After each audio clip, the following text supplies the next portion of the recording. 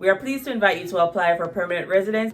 Hi everyone, my name is Rika and thank you so much for stopping by my channel again. So in today's video, I want to talk about express entry, what it's like to calculate your scores and be in the pool, how to find your NOC score, and as well as what happens after you've been invited to apply. What are some of the documents that you need to gather? What does the portal now look like? As well as what are just some of the processes you can expect after your invitation to apply and the different categories that you can apply, because you are able to apply for federal express entry as well as Canadian experience class. So if any of these things interest you, feel free to continue watching. Don't forget to like this video, share, comment, subscribe, and let me know what you think in the comments below. Alright, so I just want to provide some amount of context and background to someone who may come across this video but they're not entirely sure what express entry is, just before I dive into more information.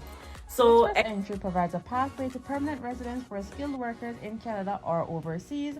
For potential skilled foreign workers, express entry will result in fast processing times of 6 months or less. Express entry manages applications for permanent residence under these federal economic programs: the Federal Skilled Worker Program, the Federal Skilled Trades Program, and the Canadian Experience Class. First, you create your profile. The express entry profile you provide will have information about your skills, work experience, language ability, education, and any other details. Once you submit your profile, you will get a score to determine your place in the pool using the comprehensive ranking system. You'll be invited to apply if you are among the top ranked in the express entry pool based on your skills and experiences.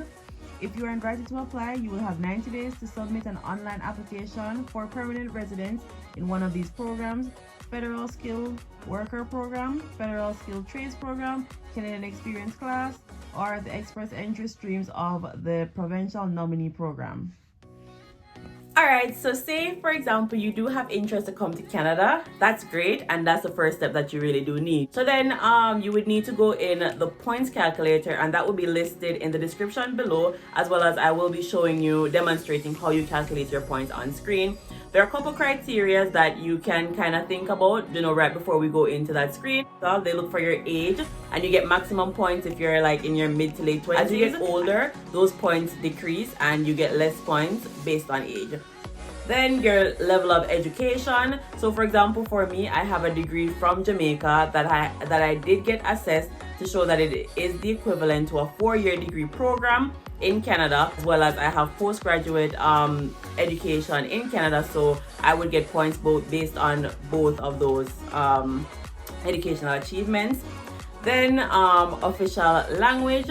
My official language is English, however I still would have to have my English assessed in order for them to be able to like put it in their system and give me points for that. So I did have my English assessed, and I have a video on that. I can probably list it in the cards as to tips and tricks to get maximum points for your CELPIP English test. And then Canadian work experience. I have a little over a year Canadian work experience, and that's the least you can have in order to get some amount of points for express entry. Anything below that, I don't think that you actually get any points for that, which is kind of rough, but it's just something to bear in mind.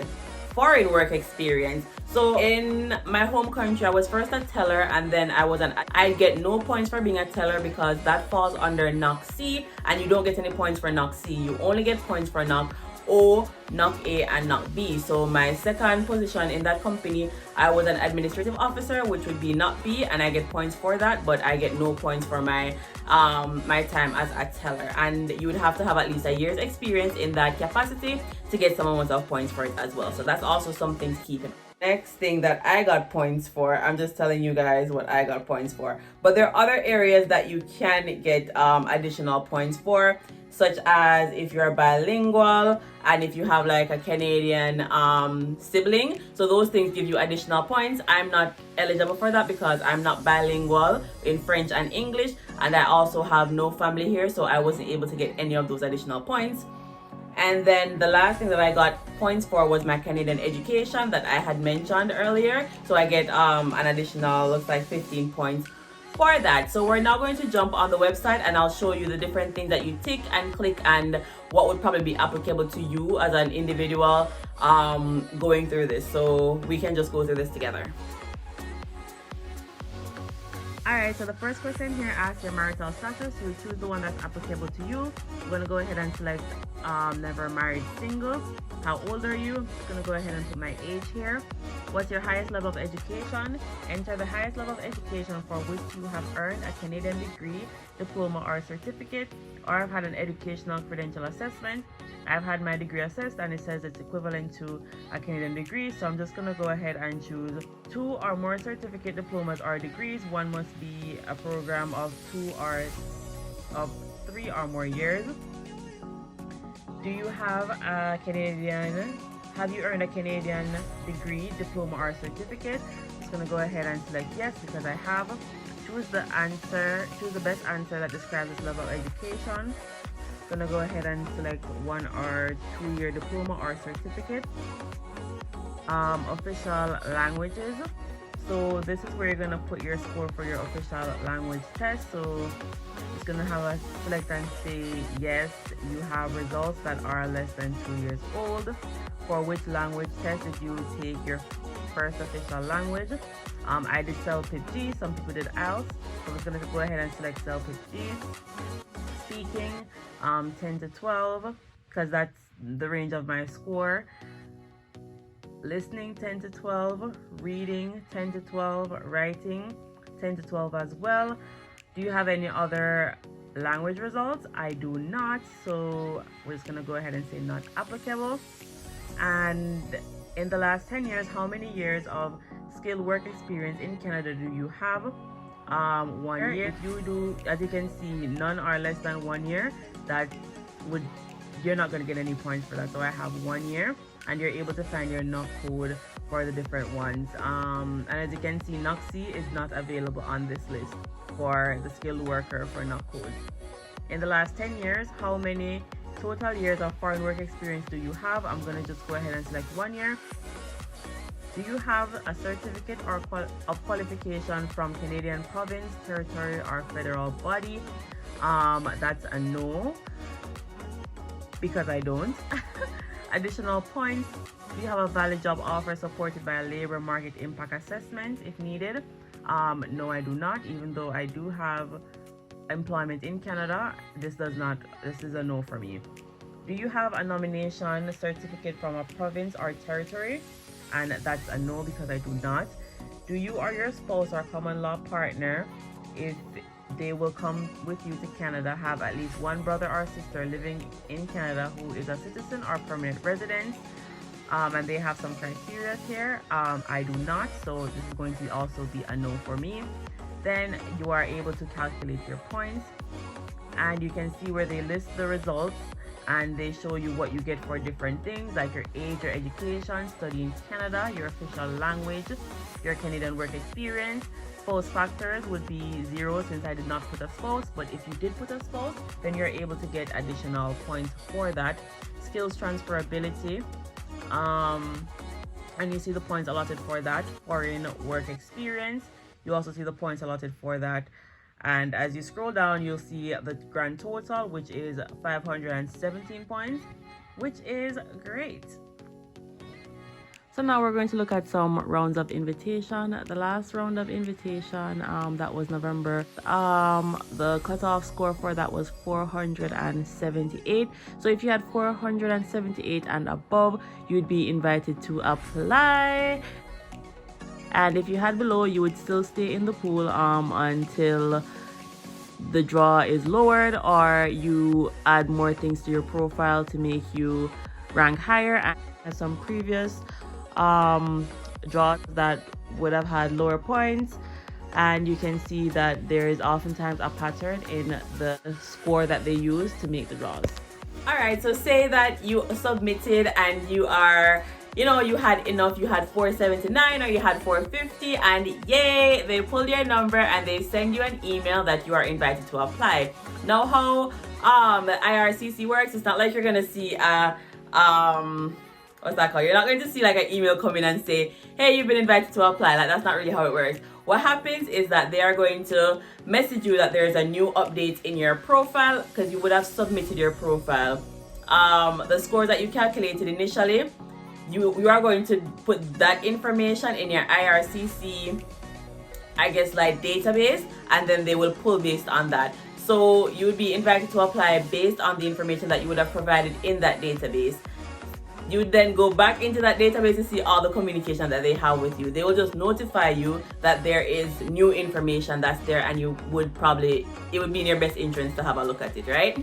So you go in there and you see invited to apply, and you see all that good stuff. And when you initially apply, like they do send you a message like thanks for applying, and you know, that type of thing. So now you've been invited to apply. What does the message say? So I'm going to just go ahead and look at mine to see what it said, and we can just go from there. If we are writing about your express entry submission, and you know, based on the information you've provided in your express entry profile, we are pleased to invite you to apply for permanent residence under depending. So I got invited to apply based on the Canadian experience class, and I would assume that's because I have work experience in Canada. They listed all the things in my profile and just showed the score that I had there initially, and this is the score that they based my application on. So then they let you know that you have to submit by a certain date, 90 days. You get 90 days to submit everything, and or you can decline the invitation and just be like, you know, nah, I'm Gucci. So that if anything changes, you should update it so that they're able to, you know, assess it based on that. When you initially apply, you get a welcome to express entry email. Then you get a how to find a job in Canada email, because they're already equipping you with the resources that you would need here to kind of get by. And then you get an invitation to apply email, which is the email that you really want. Yeah, so that's kind of what happens right after you apply and you have now been invited. So my process was pretty quick because I waited to get like the work experience, and that kind of helped, you know, with the amount of points that I would have had. And I guess that also put me in Canadian experienced workers class and stuff like that. So like that was pretty good. But so I know some people who have been in the pool for a while, and your pool, like you can be in that pool for up to a year, I believe, before getting pulled, before it expires. So you do have quite a bit of time to, you know, do what you need to do, and you can continue working on other areas that would improve your score, like doing over the English test in order to get a better score, or gaining more work experience and stuff like that. But it's also noteworthy that if you are on the verge of like getting less points because you're like, you know, getting older in your you're becoming more mature in your 30s or whatever it is, you then get less points based on how their system is set up in order to apply. So that's something that you really want to keep in mind. Yeah, so once you've been invited to apply, you now have an additional option on your screen called permanent residency, and you are then able to continue your application or decline the invitation. So when you go ahead and you I would want to imagine that you continue with your application, you then go to a screen that has asked you for quite a few things. So they ask you for some personal details, and that you would update all of that information in order to have the information that you would have submitted being as accurate as possible. You then complete your contact information. You really want to make sure that that the contact information that they have for you is really accurate, because you don't want anything to come up and they have no way of contacting you. So that's really, really important. Your study and language scores and all that type of things, you really want to have that updated. They ask you for application details, representative, and I think that's just asking you if you would like someone to represent you at any point in this process, and it's up to you should you want someone to represent you or not. Your work history and your personal history. The personal history one took me the longest to like complete and whatever, just because I think I didn't put them in order. So it's really important when they're asking you about like your personal history, put it in chronological order, because mine was jumbled and it kept telling me that I need to, you know, there's errors with my application. So that's something that you really want to ensure that you read all the instructions and not miss out on anything. So after you've completed all of that, you are then able to continue with your application. Another screen shows up. Before you've completed that, another screen does not show up. So you go ahead and you continue, and then you are required to upload some supporting documents, and these you have to ensure that you have them and you put them in the system. They ask you for your passport / travel documents. So if you have multiple passports, you're going to want to include multiple passports. They are going to ask you for your travel history for the last 10 years. They're going to ask for proof of upfront medical exam. So you are going to have to do a medical exam. You just have to do it. And then they want your educational, so your diplomas and your degrees. You're going to want to submit all of those, as well as the assessment that you would have had for your degree, in order to make it to complete what they need you to. Employment, you're going to want to, for all your employment records that you submitted, you are going to need job letters to validate all of the things that you would have entered previously. Proof of means of financial support. I know They ask everyone for this, but if you are in Canadian Experience class, you do not have to provide this. Then they asked me for police certificate from Jamaica. So I'm going to do a video to show how I was able to do a police report from Canada to get one from Jamaica. And I feel like it's the same process if you're in any other country. So I feel like it would be pretty good for you to probably stick around to see what that process is like. I feel like it wasn't as easy as I wanted to think that it was. It took a lot of a lot of resource goes into getting everything together for that process. So I'll just say that. But digital photo, so you need a digital photo of yourself, which for the most part, whenever you're doing processes for this, I feel like they ask for digital photos. So just have one handy, but you don't want it to be old.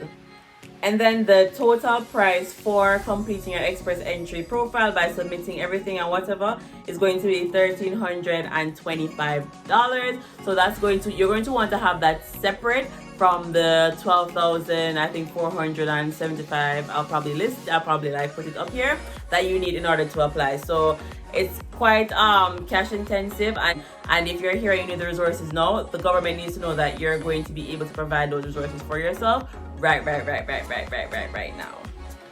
So that's kind of all that happens after you've been invited to apply and what you need to submit. If you have any questions about that, let me know in the comments. Thank you so much for watching and making it to the end of this video. And I hope to see you in the next one. And as I mentioned, that I will be looking into what it's like to apply for a police report from your home country while you are still in Canada. It's way easier when you're still in your home country to apply for your police report, and you have quite a bit of paperwork to do, but we'll get into that when we get into that. For this video, thank you so much for watching. Don't forget to like this video, share, comment, subscribe, and I will see you in my next one.